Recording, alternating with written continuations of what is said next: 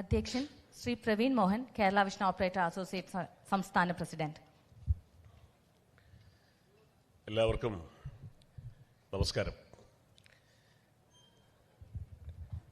ഒട്ടനവധി വിശിഷ്ട വ്യക്തികൾ ഞങ്ങളുടെ ക്ഷണം സ്വീകരിച്ച് ഇന്നിവിടെ എത്തിയിട്ടുണ്ട്.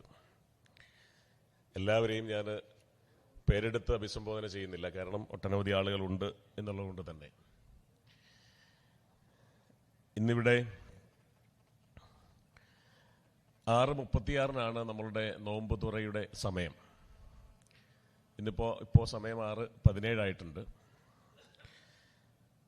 നമുക്കറിയാം, ഇതിൽ ഈ ഇഫ്താറിൽ പങ്കെടുക്കുമ്പോൾ നോമ്പെടുത്ത് നിൽക്കുന്ന ആളുകളുമുണ്ട്, ഈ ചടങ്ങിൻ്റെ ഭാഗമായി വന്നിട്ടുള്ള ആളുകളുമുണ്ട്.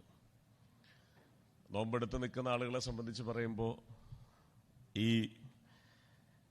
ഇത്രയും വലിയ ചൂട് ഉള്ള സമയത്ത്, ഏതാണ്ട് 38 ഡിഗ്രി 40 ഡിഗ്രി ചൂടാണിപ്പോൾ, ആ സമയത്തും വിശുദ്ധ റംസാൻ്റെ നോമ്പെടുത്ത് വിശപ്പിൻ്റെ വിലയറിഞ്ഞ് നിൽക്കുന്ന ആളുകളെ സംബന്ധിച്ചിടത്തോളം അതിൽ വിശ്വാസത്തേക്കാൾ ഉപരി വിശപ്പിൻ്റെ വില കൂടി അവരെ മനസ്സിലാക്കി കൊടുക്കുക എന്നുള്ള ഒരു സന്ദേശം ഈ നോമ്പിൻ്റെ പിറകിലുണ്ട്.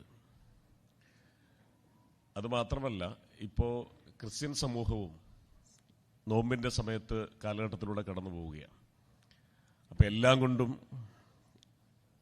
വിശുദ്ധിയുടെ ഒരു സാഹചര്യമാണ്, സന്ദേശമാണ് ഇപ്പോൾ നമുക്ക് പരസ്പരം പങ്കുവയ്ക്കാനുള്ളത്.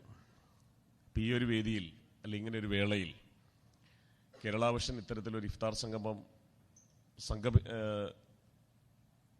സംഘടിപ്പിക്കുന്നതിൻ്റെ പുറകിൽ ഞങ്ങളുടെ ഈ സമൂഹത്തോടുള്ള, ഈ വിശ്വാസങ്ങളോടുള്ള ബഹുമാനവും ഞങ്ങളുടെ വിധേയത്വവും ഞങ്ങളുടെ കടപ്പാടുമാണ് ഞങ്ങൾ രേഖപ്പെടുത്താൻ ആഗ്രഹിക്കുന്നത്. കാരണം കേരളത്തിൻ്റെ ഈ ബഹുസ്വരതയുടെ, ഈ ബഹുമുഖ വിശ്വാസങ്ങളുടെ, അത് രാഷ്ട്രീയമായാലും മതപരമായാലും, ആ ഐക്യവും കൂട്ടായ്മയും ഞങ്ങൾക്ക് നൽകിയിട്ടുള്ള പിന്തുണ കേരളത്തെ സംബന്ധിച്ച് കേരള വിഷൻ്റെ വളർച്ചയ്ക്ക് ഏറ്റവും അനിവാര്യമായിരുന്നു എന്നുള്ളതാണ് വസ്തുത. രാജ്യത്തിൻ്റെ എല്ലാ മേഖലകളിലും വലിയ കോർപ്പറേറ്റ് കമ്പനികൾ കടന്നു വരികയും അവിടെയൊക്കെ ആധിപത്യം പുലർത്തുകയും ചെയ്യുന്ന സാഹചര്യം നമ്മുടെ മുമ്പിലുള്ളപ്പോഴാണ് കേരളം അതിൽ നിന്ന് മാറി ചിന്തിക്കുകയും നമ്മുടെ രാജ്യത്തിനകത്തെയും പുറത്തെയും ഏറ്റവും വലിയ കോർപ്പറേറ്റ് ശക്തികളെ മാറ്റി നിർത്തിക്കൊണ്ട് കേരള വിഷനെ പോലെ കേരളത്തിൻ്റെ മണ്ണും മനസ്സും അറിയുന്ന, വികാരമറിയുന്ന, വേദന അറിയുന്ന ഈ സമൂഹത്തിൻ്റെ ഭാഗമായ ഏറ്റവും സാധാരണക്കാരായ കേബിൾ ടി വി മേഖലയിൽ വർക്ക് ചെയ്യുന്ന ഓപ്പറേറ്റർമാർ കൂട്ടിച്ചേർന്നുണ്ടാക്കിയ കേരള വിഷൻ എന്ന് പറയുന്ന ഈ വലിയ സംരംഭത്തിന് രാജ്യത്തിൻ്റെ നെറുകയിൽ ഇടം നൽകാൻ ഞങ്ങൾക്കൊപ്പം നിന്നത്, ഞങ്ങളെ പിന്തുണച്ചത് ഈ കൊച്ചു കേരളത്തിലെ ഞാൻ നേരത്തെ സൂചിപ്പിച്ച ഈ പൊതുസമൂഹമാണ്.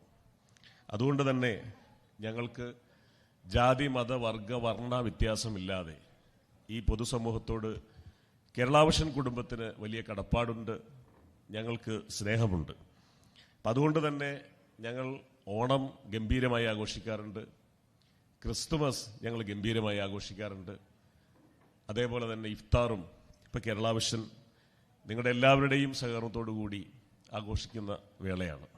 തീർച്ചയായിട്ടും അതിൽ ഞങ്ങളുടെ ക്ഷണം സ്വീകരിച്ച് ഇവിടെ എത്തിച്ചേർന്ന നിങ്ങളെല്ലാവരെയും വ്യക്തിപരമായി അസോസിയേഷൻ്റെ പ്രസിഡന്റ് എന്നുള്ള നിലയ്ക്ക് കൂടി ഞാൻ ഈ ചടങ്ങിലേക്ക് സ്വാഗതം ചെയ്യുകയാണ്. ഇപ്പം റംസാനെ സംബന്ധിച്ച് ആധികാരികമായി റംസാനെ സംബന്ധിച്ചൊരു, അല്ലെങ്കിൽ അതിൻ്റെ കാര്യങ്ങളെ സംബന്ധിച്ച് വിശദീകരിക്കാനുള്ള ഒരു അറിവോ അല്ലെങ്കിൽ അതിൻ്റെ ഒരു പരിജ്ഞാനമോ ഒന്നും എനിക്കില്ല. എങ്കിലും ഞാൻ നേരത്തെ സൂചിപ്പിച്ചതാണ് അതിൻ്റെ ഏറ്റവും പ്രധാനപ്പെട്ട ഘടകം എന്ന് ഞാൻ വിചാരിക്കുന്നു. കാരണം ലോകത്ത് മറ്റെന്തിനേക്കാളും ഉപരി ഒരാൾക്ക് സഹിക്കാൻ കഴിയാത്തതും ഒരാളെ നമുക്ക് തൃപ്തിപ്പെടുത്താൻ കഴിയുന്നതും ഒരൊറ്റ കാര്യത്തിൽ മാത്രമേ ഉള്ളൂ. ഇപ്പോൾ പലരും പറയാറുണ്ട്, വിശന്നിരിക്കുന്നവൻ്റെ മുമ്പിൽ അപ്പത്തിൻ്റെ രൂപത്തിൽ മാത്രമേ പ്രത്യക്ഷപ്പെടാൻ ഈശ്വരൻ പോലും ധൈര്യം കാണിക്കൂ എന്നാണ് പറയുക.